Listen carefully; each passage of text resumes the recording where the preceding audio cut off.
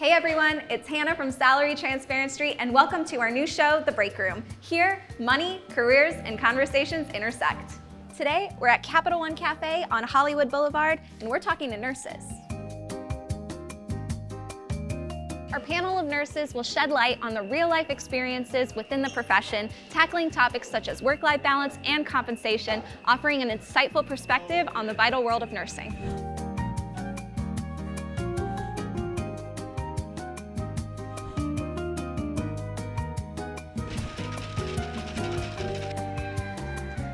My name's Layla, I'm 28 years old. I'm a pediatric ICU travel nurse, and I'm currently working in the Bay Area. Hi, I'm Katie. I'm 29 years old. I was a nurse for 4 years before I decided to go back to grad school to become a physician assistant. Hi, I'm Earl. I am 25 years old. I live in San Francisco, and I am a pediatric ICU registered nurse. I'm Haley, I'm 34 years old. I live in Los Angeles. I'm a nurse. I work in women's health. When I started as a nurse, I was paid $21 an hour. I was actually making more money as a nanny than as a nurse. For me, my salary right now is $75 an hour. And then if I work overtime, so over 36 hours, I get time and a half. In my previous role with travel nursing, I was probably making $200,000 a year. From October of 2022 to October of 2023, I made $200,000 off my travel contract. This upcoming year, I'm on a trajectory to make a little bit less because travel contracts aren't paying as much. When I was doing staff nursing, we were unionized, so everybody had the same exact pay. I think starting pay was $31 an hour, and then you would go up by only like $2 an hour every year. Where was this?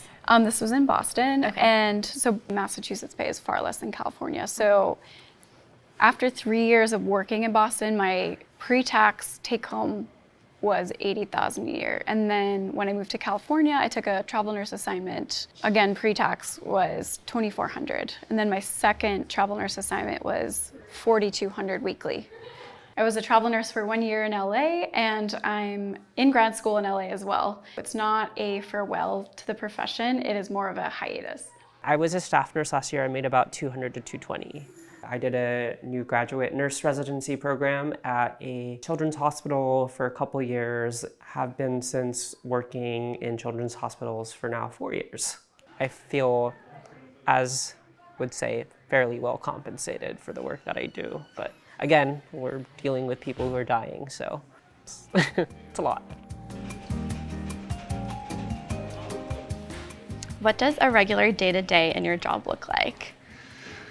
So I feel like a regular day-to-day for me is kind of hard to summarize because it entirely depends on how acute my patient is. So if I have a really sick patient, like a one-to-one patient that requires like a bunch of interventions, I'm looking at a day where I'm really busy, I'm on my feet the whole time, I'm documenting hourly, doing interventions hourly, constantly communicating with the providers, like the doctors and the nurse practitioners and the PAs. But if I have a day where my patient is a little bit more stable, like maybe they're ready to go to the floor or they're getting discharged soon, I can have up to 2 patients. And those days are a little bit less stressful because my patients can usually talk to me and I can like play with them or watch TV with them. It really depends on the acuity level. Are you full-time, part-time? Oh yeah, I'm a full-time nurse. I work 36 hours a week on average. I'm a travel nurse, so I take like time off in between contracts. Okay. So as a travel nurse, I really have the ability to pick my own schedule. I'll just give you an example. I worked a full year at my last contract. And then at the end, I was like, wow, I'm tired. I worked for a whole year, like average 36 hours a week. So I want to take a break. So I've been off for the last 3 months, planning to take 4 months off total before my next contract. Yeah. I love that we can do that with travel. I know. Yeah. It's great. Yeah, it's like a true rest vacation that you look forward to, and then you're just ready for the next contract. Yep, it's amazing. I don't know how I'm ever going to do anything else. Yeah. I lived out of 3 suitcases when I was doing travel nursing, and just living in Airbnbs. Oh yeah. Which it was exciting, and I liked the freedom of that. But after a while, I did want to nest and like have my own apartment and have my own things. So, do you have? I have that crisis like once a week probably, where I'm like, oh, yeah, I like need a home base. I have so much stuff. Like, where do I put all of it? Like, it's just nice to have a place to go to that's yours. And I mean, I have like my home in Virginia, but it would be nice to have like a more settled life. Sometimes I do what's called like a resource nurse. So I give people breaks. You kind of know every patient. You don't have your own assignment, but you know like every patient on the unit. You know what's going on. You know who's coming from the OR. You know if like a kid's coming from the ED, and you're basically there to help out the unit.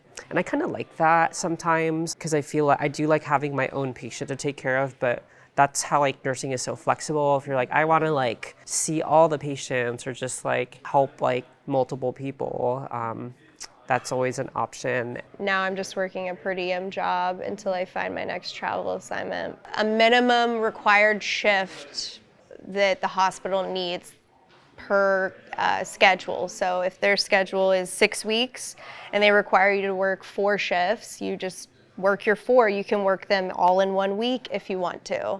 So a lot of people have a per diem or PRN job on the side, or in my case, I'm kind of being patient and waiting for the right travel assignment to pop up. I work 36 hours right now, so I work full time, and they actually want me to work more. They've had a couple strikes at this hospital, so they're really short-staffed. Because I am cross-trained to other units, I never know where I'm gonna be. So every day is different. Like the last 2 days, I was in labor and delivery, but the day before that, I was in postpartum. So I never really know where I'm gonna be. I think that you have to be pretty flexible, go with the flow, and be a quick charter to be able to kind of survive in that role, but it's good. Is there a stigma still against male nurses? Is it changing? I mean, I personally don't have a stigma against male nurses. I will say there is that rumor that you're paid more. Maybe somebody could enlighten me, but I don't see a scenario where somebody could be being paid more as a male nurse than a female nurse because of how standardized everything is. I don't think so. But you've heard that rumor, like I have heard it. I've heard that. I actually was in a situation once at work where we were all talking about like our hourly rates, and this male nurse who was newer than this female nurse, his hourly rate was significantly higher by like $5. So it does happen. Okay. In my personal experience, I feel like males in nursing excel really quickly. I don't know if you guys agree. Like a male nurse starts working in the PICU, in like 2 years, he's like assistant manager. Well, even during nursing school, except for OB, because I think there's a little bit of a bias to male nurses in OB, they're not really as welcomed. But in every other setting, the male nursing students were always the favorites. Right, always. As they were always seen as smarter. So they'd always get pulled to do like the case in the OR, or get pulled to the most acute, most exciting case. And all the other female students would be like, what's up with this? Yeah. I mean, I can agree to that. I think that there is always going to be like a bias towards males, like in any setting really. But like what protects pay is like unions. And like I can't get paid more than my girlies at work because we're under the same union. And that's why I wonder if like that hospital that you were working at It was not unionized for that's sure. probably it was why. in Virginia. Because so if you work at a non-unionized hospital, like the manager just tells you how much you get paid. It doesn't really go by a structure. I'm like a guest almost. But like that doesn't mean I'm special. That doesn't mean I have like certain like privileges. Like you guys do the same work, if not 1,000 times more, like better than me in a lot of cases. But I think because nursing is a female dominated profession, like coming in as a male, like for example, when I was a new grad nurse, I think there was 1 male nurse on my entire unit. So like obviously you're gonna stand out. Yeah.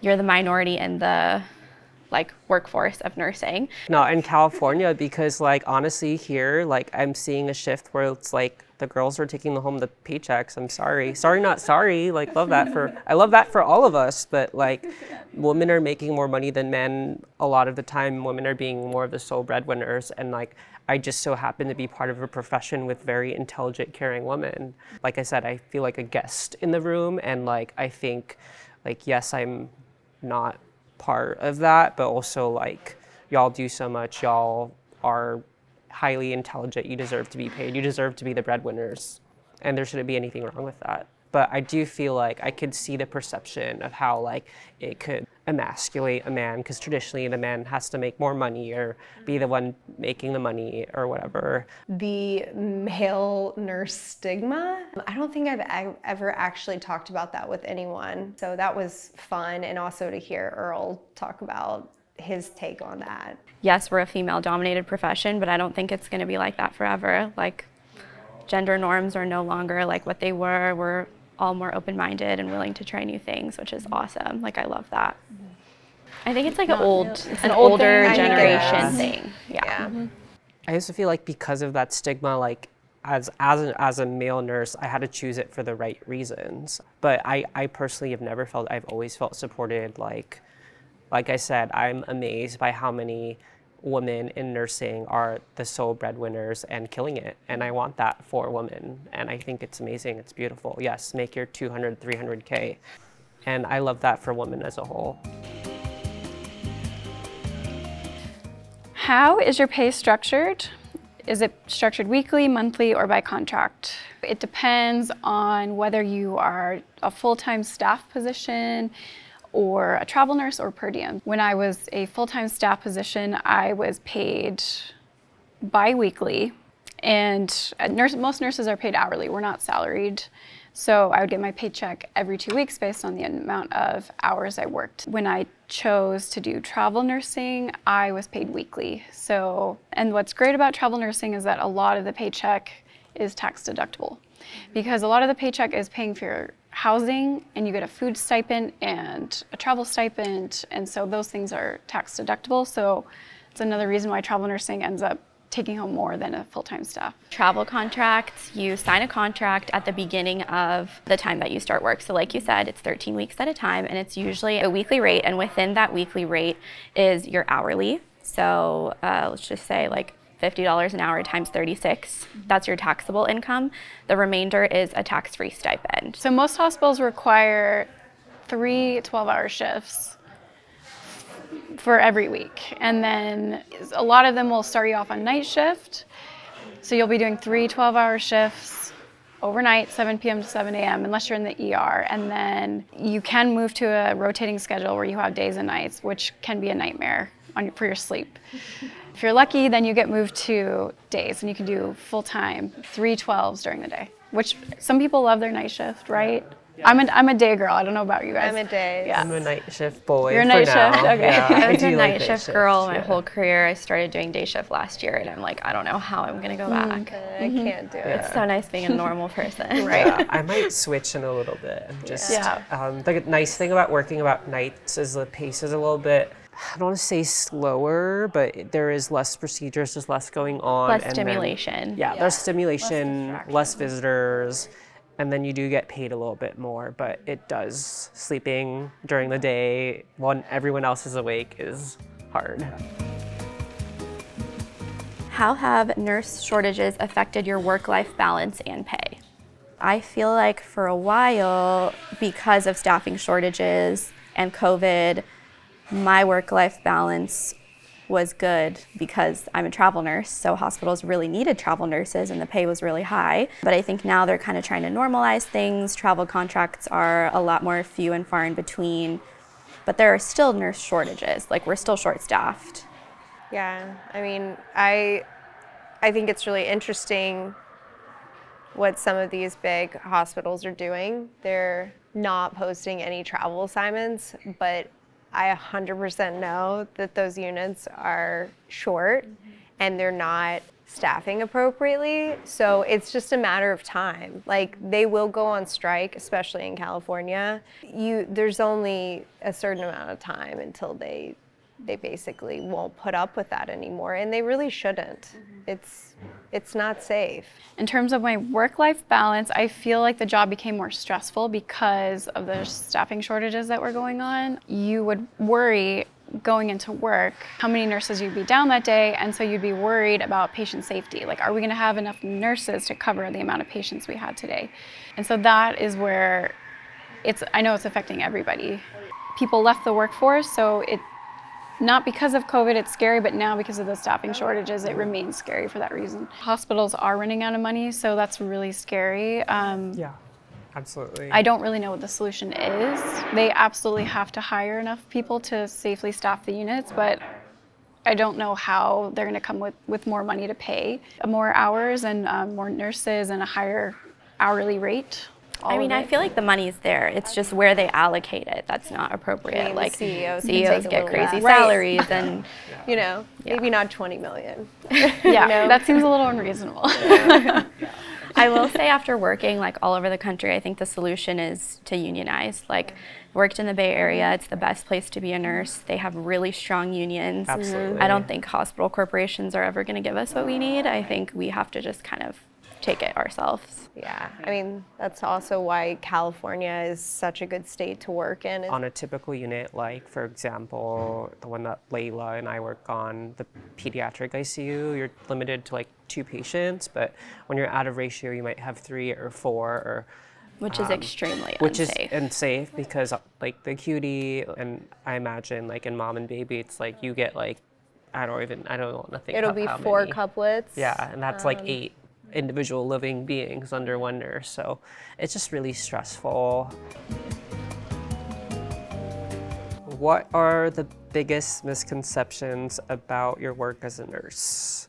I think that it's glamorous, like that people, I think during the pandemic, it felt good because for once I feel like after COVID, we were starting to get the recognition and like awareness of like the jobs that we do and how hard they are. Being called heroes and stuff. Yeah, but it doesn't feel that way when we're actually working. I don't like always feel like a hero. Like I feel like a human some days, and some days I feel like I did a great job, but like could I have done a better job? Because healthcare isn't this like storybook quest plot thing that like you succeed and you save lives. Like there's so much more to it than just like I'm saving lives today. No, like there's so much more to that. Yeah, it doesn't feel that way It at rarely all. feels like that. Yeah. Sometimes I feel the expectation of the amount that I have to give is infinite. Because I'm a nurse, people look at me like I have an infinite capacity to give and to be this amazing person. And at the end of the day, I am just a human being, and work can be really draining. And sometimes we need people to take care of us when we're at home. Yeah. It's so nice to be taken care of. Yes. It really just is. Like I look at everyone's face right now, it really just is. Yeah. I think it's different when you get taken care of because we're so used to caring for other Taking care of people. others. That's the best thing you can do if you have a nurse friend or you're dating a nurse Yes, is take care of them. take care of them. Don't expect them to take care of you. Oh, don't use that as a pickup line too. Yes, please don't. Oh Don't my ever. gosh, yeah. The biggest takeaway that I think was that we are all burned out, but at the end of the day, we love our patients enough to not walk away from the profession. I think another common misconception is that we're always ready to just like be a nurse, like on our days off. Like my husband will always offer me up. Like when we're out to dinner, if he sees someone struggling, he's like, "Oh, my wife's a nurse." I'm like, "Stop." No. Yeah. No, have you guys had your airplane moment? No, I hope I never have one. Almost one, but tell us. This was a few months ago. I was going back to Florida for my dad's 70th birthday, and I just sat down. I had the middle seat, back of the airplane, between 2 women. They were super nice. They were asking, we were asking each other what we do, and I told them I was a nurse. Flight takes off, and next thing I know, this woman is walking down the aisle, and she's headed to the back, looking like she's going to the bathroom, and she just collapses. And both the women next to me were like, "Nurse, she's a nurse." So I'm like, oh my gosh. I don't know what to do. I don't know what's wrong with her, why she went down. And everyone's yelling that she had a seizure. And I'm like, what am I going to do if she's having a seizure on an airplane? But thankfully, there was another nurse. And we helped her to the back, and I could tell she just had like a low blood sugar. Did they have any like tools for you? They like had a nothing. glucometer? I'm like, do you nothing? have like a blood Here's a pressure straw. cuff? Like, do you have anything? They had like nothing. We finally figured out that she wasn't alone on the airplane. She had a friend with her. So we called the friend on the intercom, and she came to the back. She didn't even know she had passed out. She vomited in a bag that I held, and then we got her a cold washcloth and fed her some cranberry juice, and she was good. She was fine after that. I read like an article recently about a doctor who was on a flight and he had been drinking, and he did tell the people around him that he was a doctor, but then there was some kind of medical emergency on the plane, and he like didn't want to offer himself up because he's like, I'm under the influence of alcohol, like I'm not a doctor right now. But the people around him were like pressuring him to go help, and it's like that puts you in such an uncomfortable situation. This is really interesting. This thought happens to me when I'm at concerts, and if I'm out and I've had some alcohol, I'm at a concert, I'm not gonna stop to help somebody, but I do carry Narcan with me, so that if I see somebody in trouble, I will give it to the friend to then help their friend. But I'm like, I don't personally want to get involved if I'm under the influence of anything. Yeah. Because we would never go to work under the influence of anything, so to Right. expect us to Yeah. help perform, bystanders in that condition is like totally unsafe. What do you find challenging about your job? It can be extremely challenging. Like 2 days ago, I was the only baby nurse, and I had to catch 10 babies. So I got no break, so no lunch, and I think I used the restroom once. And baby nurse, you attend deliveries Yes. for either C-section or a vaginal birth, delivery. and then you're drying the baby, stimulating it, getting the baby like doing APGARs, I'm doing all the baby medications, helping with breastfeeding, putting baby skin to skin. You did 10 in one day? Yeah. That's wild. And as I was leaving, the 11th was delivering. I was like, my God. bye. And they had no one to basically take over for night shift. So the charge nurse ended up doing that, recovering, and transferring patients downstairs. It's a lot of lives you were a part of. I love how they call it like catching, but really we're not It's catching. just a football. I mean, I have, but not I know the because it was visual. planned. Like, Touchdown. you know, it's, Right here.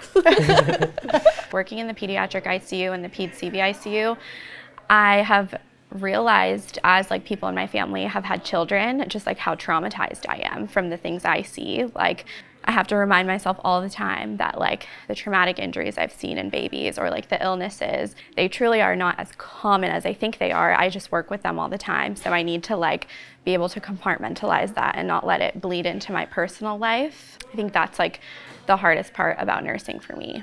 Right, and it can be isolating too, to come home and try to even explain what went on that day at work, because unless you're in healthcare, people just don't get it. They really don't.